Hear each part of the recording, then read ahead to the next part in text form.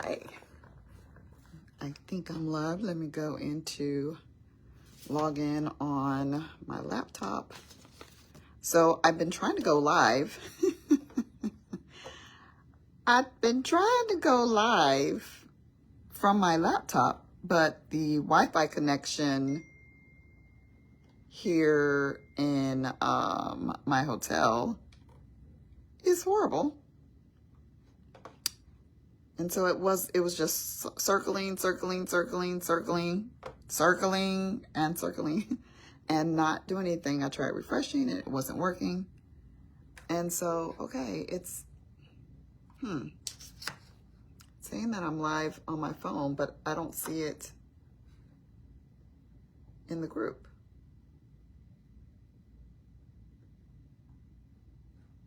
Let me try refreshing the page.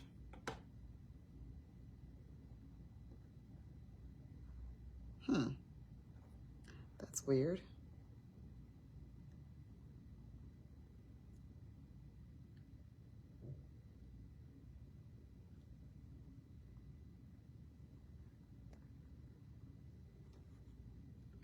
That is weird.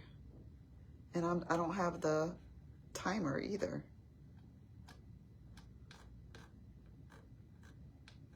Huh. Oh, there it is. Okay. Lord, the algorithm. Okay. All right. So if you're watching the replay, sorry, skip ahead. Okay. I finally got it. Anyway, it was there the whole time. It's just the way that the algorithm is, or the way that the feed is, for some reason. Normally when you're live, that it puts it on the feed as the very first post, but it didn't do that. So I had to scroll down and I found it. Anyway, so we're live. Hopefully, I don't know. Facebook has been so stinking weird lately, where sometimes it shows a comment, sometimes it doesn't, especially when you're live from your phone. Anyway, we're gonna make it do what it do. All right, let me slide this over. Let's do this. All right, because I want to be able to see. All right, so anyway, oh my gosh, this is just par for course for everything that's been happening.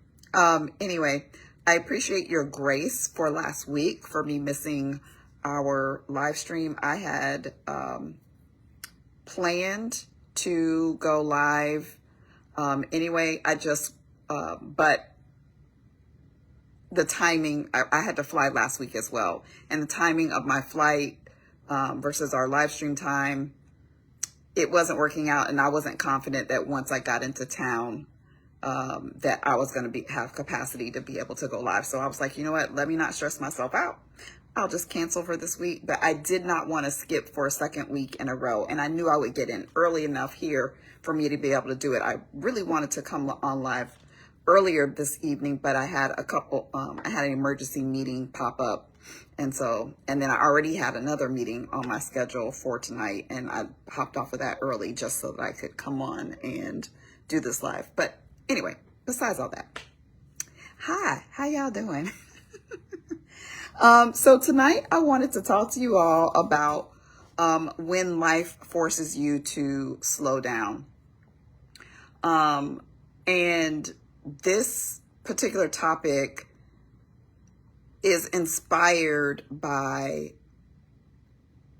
my own life, and some insights that I've gained over the last couple of weeks in recognize about life and leadership, just kind of through my own experiences. Just a little bit of background. My father, if you don't know, my father has dementia, and I've been his primary caregiver for the last 4 years. Once I found out that he was diagnosed with dementia,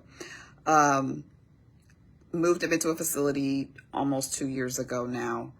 And but I'm his power of attorney, and so I handle all of his affairs. I'm his healthcare surrogate, all the things.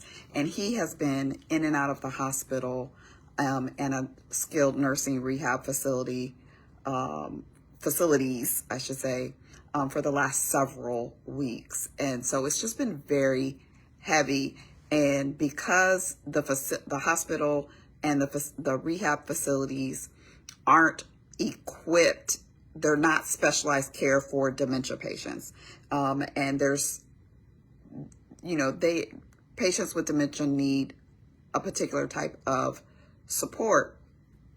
And so as a result, I've been going to the hospital when he was in the hospital, going to the hospital or going to the rehab facility every single day to ensure that he is being cared for, that his needs are being met.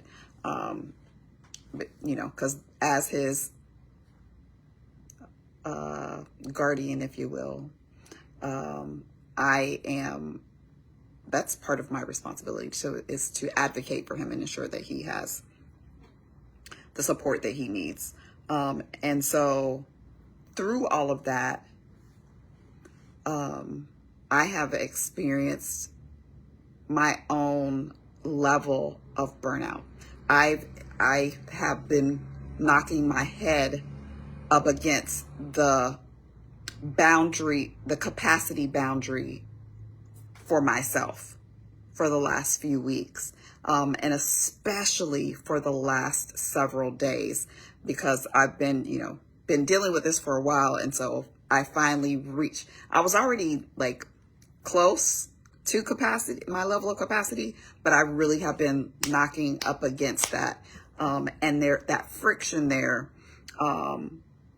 caused me to do some reflection. And so that's really kind of what I want to talk to you about tonight, right? So our theme for this week, if you will, is about capacity and what happens when you hit those capacity boundaries and you're forced to slow down, and the lessons we can learn in that, what it teaches us about how we lead. And so, because of all these things that have been happening with my father, mind you, I'm still having to run a business.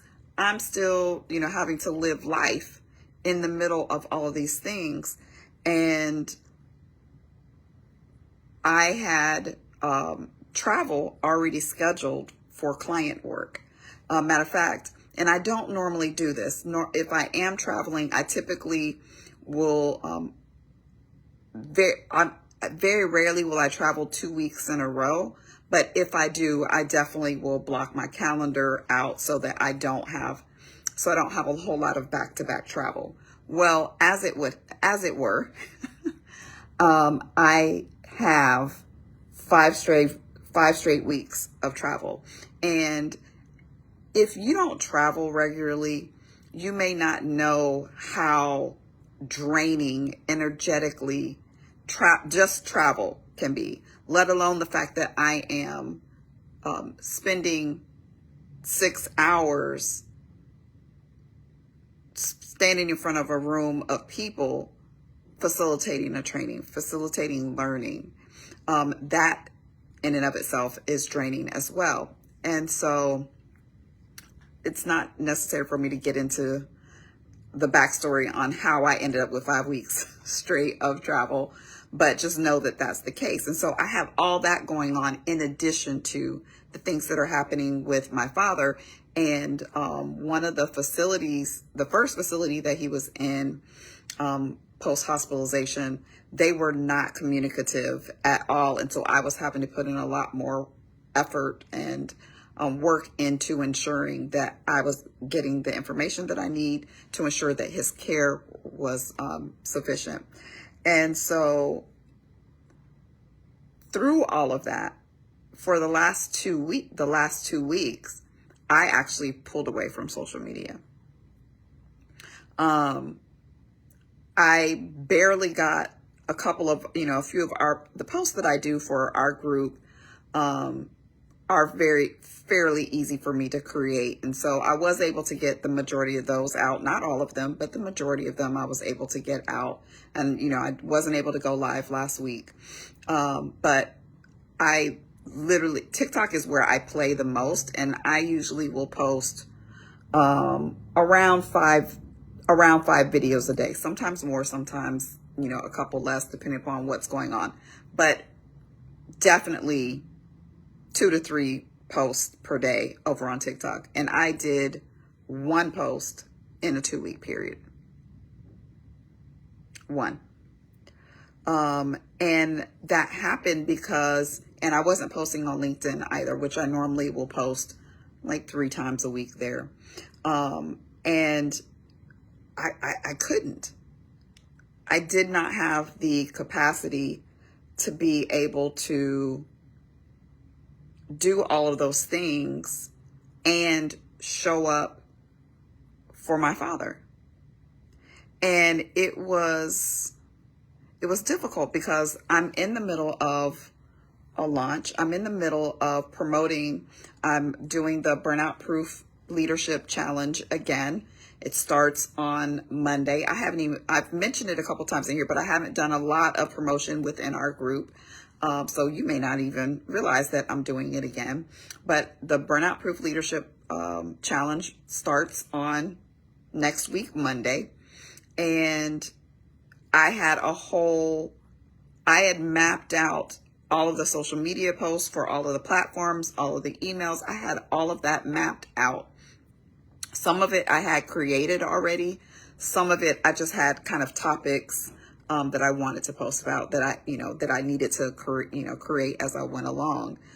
And I just didn't have the capacity to do it. And I was torn because I'm like, I need to still show up for my business. I still need to show up to support you all. I still need to show up and support my clients. And at the same time, I needed to show up and support my father. And I am human. I am not a robot. I have 24 hours in a day, just like anyone else. And if you have never been the caregiver to someone who is ill, or even, as a parent, thinking about being a caregiver as a parent, that can be a very emotionally heavy load. And so I was feeling this pull or this strain between the responsibility for my father, the responsibility for my business, and, just the responsibility for my own life. Other things that I've committed to as Trasetta, just as a woman, as a human, as a person. And so I was feeling like that strain between that. And as a result, there was some guilt there because there was literally things that I desired to do that I physically could not do because I was exhausted. Now, mind you, I'm still doing my self-care. I'm still doing my Tuesday night self-care, even though I was traveling on Tuesdays. Matter of fact, after I'm done with our live, I'm going to, pull out my face mask and do some self-care. But, exhaustion, your level of self-care must meet or exceed your level of stress. And my stress has been exceeding my level of self-care.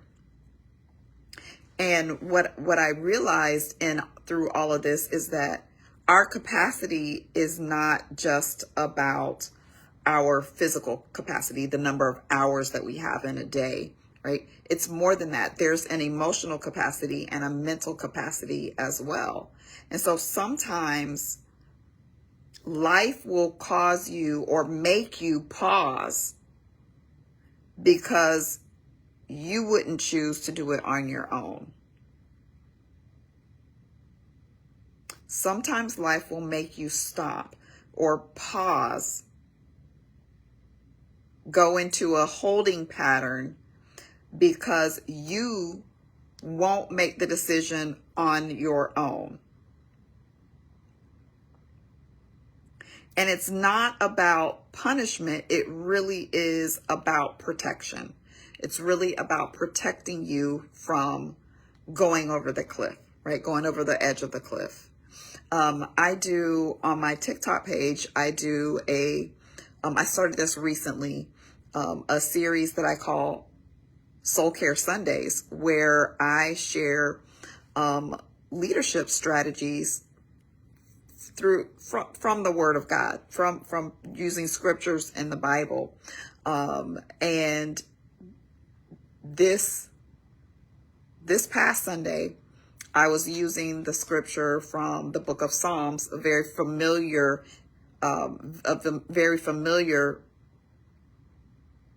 chapter from the Bible. It's Psalm 23, right? And there's one of the verses in there says that He makes me to lie down in green pastures. He leads me beside the still waters. He restores my soul. And the reason why that was significant to me is because, like, I've read that scripture, that chapter of the Bible, at least 100 times. But what stood out to me when I read it in this particular instance, the day that I was inspired to use that as my foundational scripture for Soul Care Sunday, it was the He makes me, right? God sometimes has to make us rest or make us slow down, because we get in, especially in today's society and here in the US specifically, we get caught up in all the doing. There is still, even though we're talking so much more about work-life balance, and we're talking so much more about, self-care and all of these things, there's still this pervasive mindset around hustle and grind, right? We say that the hustle is dead. We say no more grinding, but there's still, one, a pressure to do that. And two, we're so accustomed to it that it's difficult for us to even break that cycle. And so sometimes when we don't make the choice to slow down and take time to rest and allow our souls, right, our mind, our emotions, when we don't take time, allow that part of us and even our physical body to be restored, that is what ends up putting us in this place where that's what ends up putting us in this place where we are susceptible to burnout. And so I want to, I'm curious, like, can you think of a time when, like me, you were forced to slow down and it ended up showing you something that maybe you couldn't see before, right? Because listen, it is difficult for us to ideate, to innovate, problem solve, when we are caught up in the whirlwind of the situations that are going on around us. It is only when we step away from those things, when we allow ourselves to step back and get perspective, that we are now able to actually see the solutions or get the ideas that we need to handle the challenges that we're facing.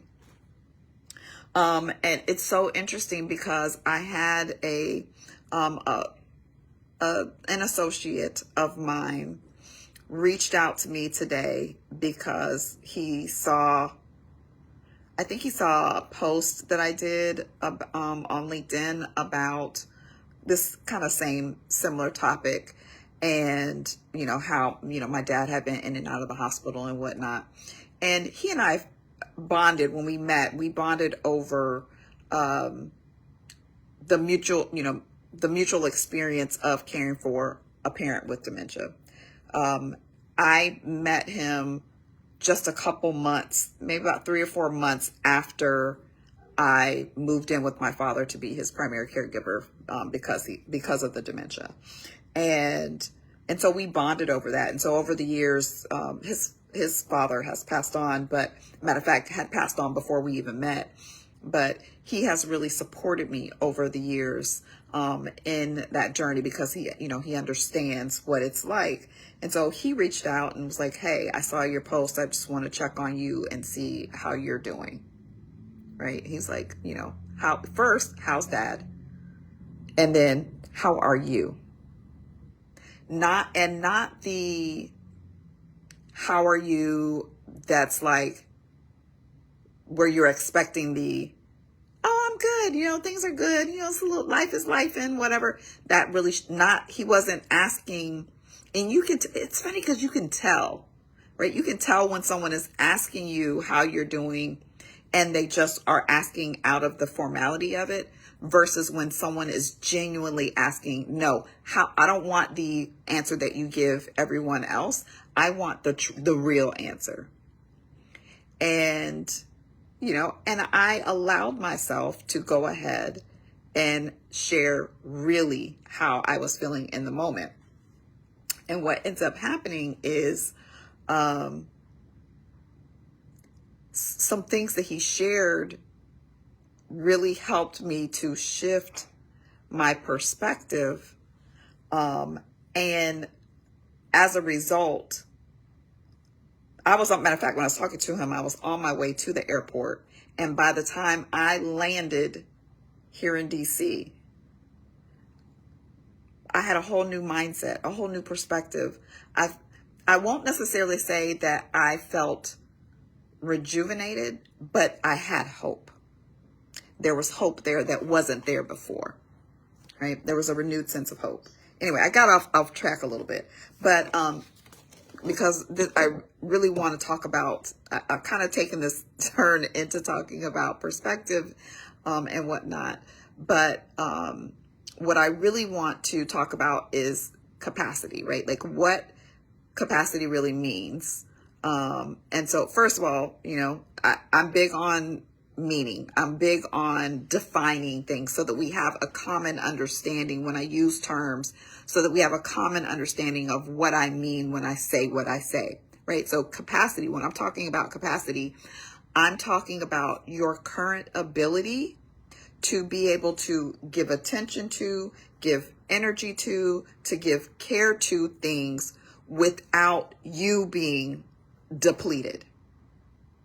Is there going to be an energetic exchange? Yes, right? So yes, you're going to use energy, but what we're talking about is doing those things, giving that attention, energy, and care to things without you being completely depleted, right? If you will, think of it this way. If you had $100 in your wallet and someone asked you, hey, can I have or borrow $100? And you say yes, like your capacity, before you even get to the answer, your capacity to give to them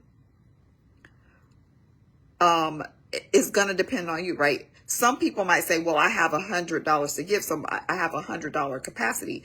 But if you give that $100, that means you're depleted. You have nothing left for you. So maybe, and this will be really up to you, you know what your obligations are. You know what you have coming up and things that you need to do. So you might say, well, I could give them $80. As long as I have 20, I'll be okay until the next wave of funds come in. Or maybe you say, I can only give them 50 because I know I got these things and that's how much I need to have left over in order to handle the things that I need to handle, right? And so that's how I want you to think about your capacity. It's not that, oh, I have the time. Just because you have the time doesn't necessarily mean you have the capacity for it, is all I'm really saying, right? And so some of the signs or symptoms that you can look for to know that your capacity is maxed out or on the verge of being maxed out is that you become irritable or impatient, right? You're irritated easily. You're very impatient. You're just kind of like almost anxious about things because you're so impatient. Like, go, go, go, go, go, go for things that wouldn't normally cause you to be that way, right? It could also look like you're just like going through the motions. You're getting checking the boxes, getting the things done, but you're not necessarily connecting. You're not necessarily present. It would be like, I've talked about going to visit my dad daily, right? It would be like going over there, walking in his room and not saying anything to him and just sitting there for however long, 30 minutes, an hour, 2 hours, however long I want to say. And I'm like, okay, I did that. I checked the box. I went and did that. I fulfilled that obligation. But I didn't connect with him. So I may as well have not even done it. I may as well have not even been there because I didn't do anything to connect with him. There have been plenty of times when I've gone in. There have been plenty of times when I've gone in to visit him and he's been asleep. And I don't want to wake him. And so I'll wait until he stirs. But as soon as he starts to stir, then I will greet him, hey, Dad, or he'll open his eyes and see me. And then I will get up and greet him and hug him and connect with him for as long as he'll give me his time or until I need to leave. Or if he starts to, or if he's awake when I get there and then he starts dozing off and I see that he's really tired, then I'll go ahead and say goodbye before he gets too deep into sleep so that I made sure to connect, right? So, you're going through the process, right, of just checking those boxes, but you're not actually connecting. And then another one is that you have lost that joy or creativity that you find in the work that you do, right? So these are just some common signs that you might see or experience if you are maxing out in your capacity or near your max capacity. Right. And there's this mindset or this myth, if you will, that as leaders, our capacity doesn't really matter, that we should just push through anyway. But the truth is, when you keep pushing beyond what your capacity actually is, your effectiveness starts to go down. Your ability to effectively lead declines. And your team picks up on it. They can feel it. They may not necessarily know what's going on specifically, but they can feel that energetic shift.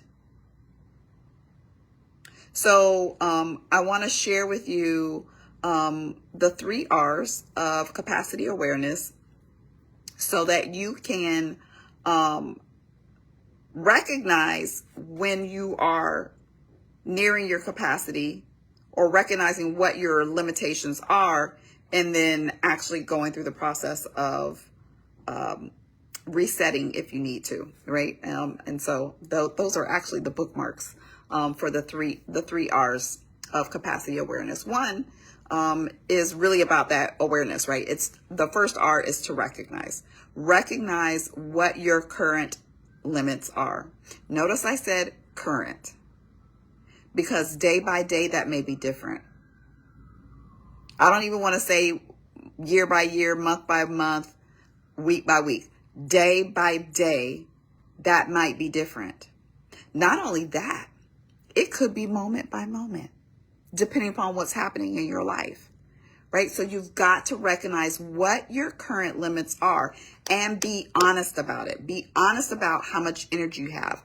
Be honest about what you have the capacity to focus on. Be honest, because If you can't be honest with yourself, then I don't even know what to tell you. And too many of us are lying to ourselves. And then we're wondering why we're in the state that we're in, right? The second one is to reassess. You want to reassess what is truly essential right now, right? And because of what I've been dealing with the last several weeks, I'm having to daily reassess. And sometimes I get up in the morning full, bright-eyed, bushy-tailed, and full of energy. And I'm like, okay, yes, today's going to be a good day. I'm going to get done all these things. I've got all this energy. And then something will happen that throws me off, some sort of situation, maybe with my dad. And now I'm like, oh, okay, I got to deal with this now. And that pulls some of the energy that I had and focus that I had originally planned to put towards something else. And now I've got to reassess and be like, okay, this is the capacity that I have right now. What is most important? What are the essential things that need to happen here? And be okay with letting some things go because they aren't essential in the moment. And that leads into the third R, which is to reset expectations. And I'm not just talking about resetting the expectations of others. I'm talking about resetting your own expectations. Reset your own expectations about what you can actually do without depleting yourself.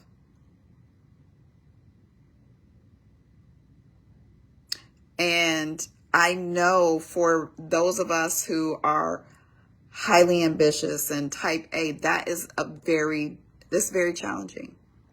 It's very challenging to do. At the same time, it's essential for our own well-being, right? The work that you're called to do, the purpose for which you were created, requires you to be able to show up and show up fully. And you can't do that if you are maxed out. You can't do that if you're depleted. You can't do that if you're exhausted, if your cup is empty. So ask yourself, where am I ignoring the signs that my capacity is running low? Where am I ignoring the signs that my capacity is running low? And I want to encourage you to journal that.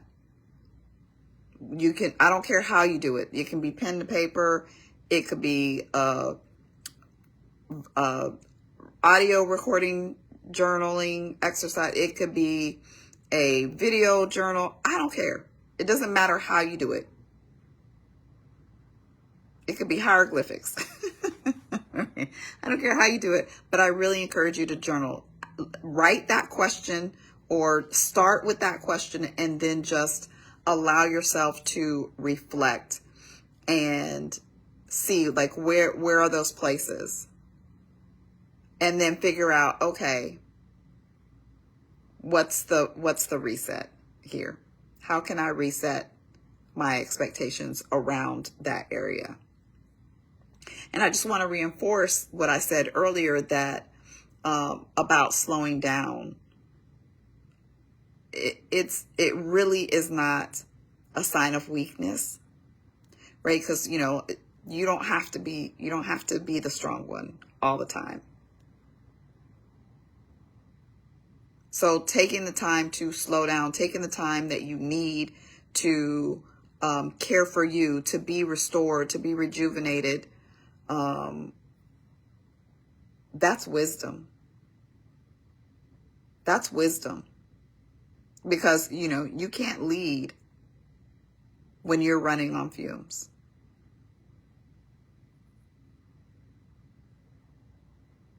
Stopping to pause or slowing down, it's not a problem.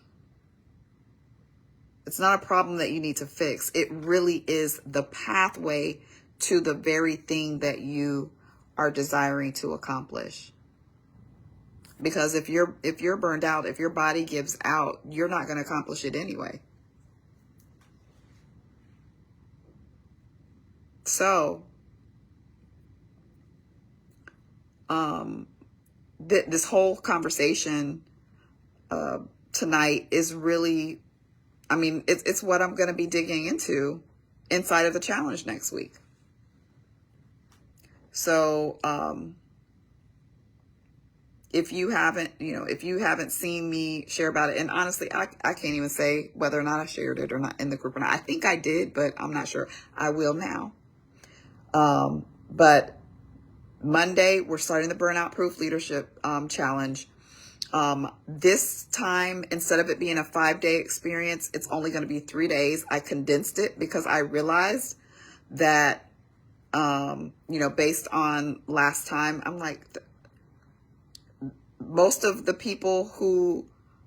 leaders that I serve are already, like, you're already at capacity. You don't have room for one more thing. So I wanted to focus on, condense it down and focus on the things that were most critical from the challenge.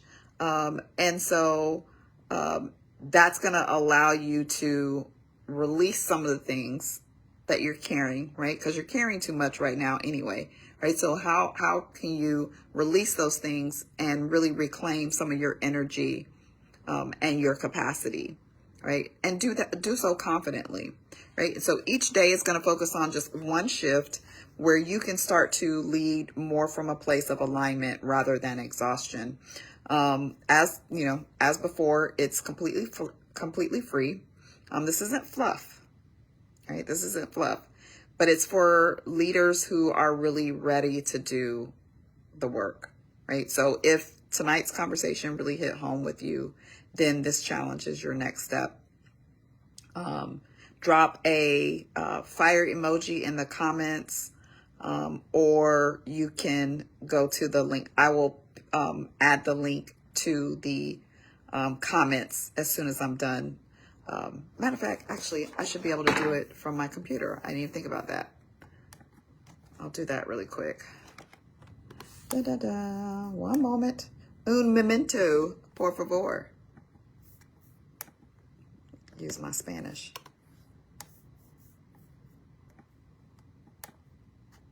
Did I get it? Okay, yeah. All right, so I dropped the comment, I dropped the link in the comments. Now see, I don't even see the comments here, so I don't know. Anyway, but it's there. So if you if you know that this is for you, again, it's totally free. So it's going to be less than an hour each day. So no excuses. Right? No excuses. Go ahead, grab your spot. I hope to see you inside. And it's almost 10 o'clock. I'm tired and I got to get up early in the morning. So I'm going to get ready for bed, and I'll see you next week. Bye for now.